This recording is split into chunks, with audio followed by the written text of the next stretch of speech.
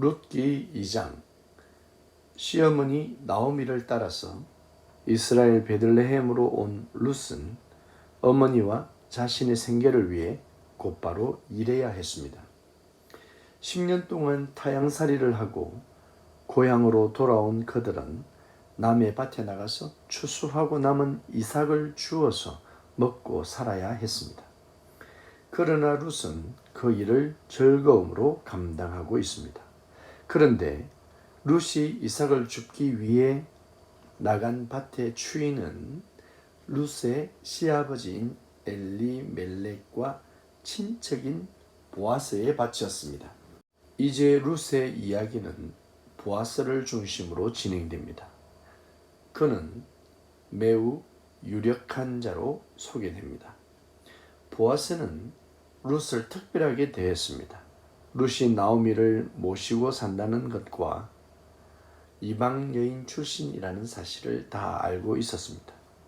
보아스는 룻의 안전을 먼저 생각합니다. 그리고 특별한 관심과 배려를 아끼지 않았습니다. 물론 룻의 이야기는 러브스토리 같은 형식을 가지고 있습니다. 그러나 보아스의 모습은 대가를 바라고 베푸는 이순간의 호의가 아니라 순수함이 느껴지는 사랑으로 그려집니다. 보아스는 룻을 축복합니다. 룻이 결정한 모든 일이 하나님의 상을 받기에 충분하다고 말하며 하나님의 날개 아래에 보호받기를 원했습니다. 하나님은 그렇게 축복하는 보아스를 사용하셔서 결국 보아스가 룻을 돕게 하십니다. 나오미는 며느리 룻을 돕는 보아스를 잘 알고 있었습니다. 보아스는 나오미의 집안에 기업을 물을 자 중에 하나입니다. 기업을 물은다라는 의미는 이런 기업을 되살려 준다는 의미가 있습니다. 이스라엘 백성들은 각자 자기의 소유가 있고 그 소유는 영원히 사고 팔 수 없습니다. 왜냐하면 땅이 하나님의 것이기 때문입니다. 따라서 어떠한 형편에 따라 땅을 팔거나 이런 경우 가까운 친족이 그 땅을 본 주인에게 반드시 되돌려 주어야 한다는 율법이 있습니다. 그러니 엘리멜렉의 가정에 어려움이 찾아오고 또 모든 남자가 죽음으로 인해 대가 끊어질 위기에 있지만 그 집안의 대를 이어주고 땅을 되찾아주는 일은 보아스가 해야 할 일인 것입니다. 보아스는 엘리멜렉 가정에 후손이 없어지는 저주를 해결할 자이고 이런 토지나 기업을 다시 회복시킬 자로 우뚝 선 것입니다. 아브라함에게 언약하신 하나님은 땅과 후손을 약속하셨습니다. 그러나 엘리멜렉의 가정은 땅과 후손이 사라질 위기에 처해 있습니다. 하나님은 신실하신 하나님이십니다. 아브라함에게 하신 언약을 언약 백성들에게 실천하십니다. 룻기가 엘리멜렉의 가정의 이야기인 듯하나 사실 하나님을 떠나 우상 숭배에 빠지고 세상을 사랑하는 모든 하나님의 사람들의 이야기입니다. 하나님은 우리의 땅과 기업을 세워주시기를 원하십니다.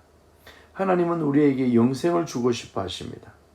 보아스가 룻을 만남으로 그 가정의 모든 저주가 회복되어 가듯 우리에게도 보아스와 같은 존재가 필요합니다. 우리는 모두 이방 사람들이었습니다. 세상을 사랑하며 여호와 하나님을 떠난 죄인입니다. 이미 사형 선고가 내려졌고 죽은 자들이었습니다. 그러나 보아스 같은 사람을 만나면 모든 것이 회복될 것입니다. 그가 우리의 모든 잃어버린 것들을 되찾아 주실 것입니다. 원래 죄짓기 전에 사람은 하나님의 자녀였습니다. 그러나 죄는 우리와 하나님을 분리시켰고 완전한 사망에 빠지게 만들어 버렸습니다. 그러나 여호와의 구원의 비밀, 그 복음을 받는다면 사망에서 생명으로 또한 어둠에서 빛으로 옮겨질 것입니다. 우리의 보아스는 누구일까요? 우리에게 보아스 같은 존재는 과연 누구일까요? 내 소유를 되찾아 주시기 위해 대신 값을 치르고 나의 잃은 땅을 회복시켜 주신 자는 누구입니까? 또한 죽음에서 새 생명으로 우리를 옮겨주신 분은 누구입니까? 바로 예수 그리스도이십니다. 예수 그리스도를 믿어야 합니다. 예수 그리스도를 믿을 때 우리들 앞에는 복된 일들이 펼쳐질 것입니다. 여러분에게도 하나님이 허락한 러브스토리가 충만하시기를 축복합니다.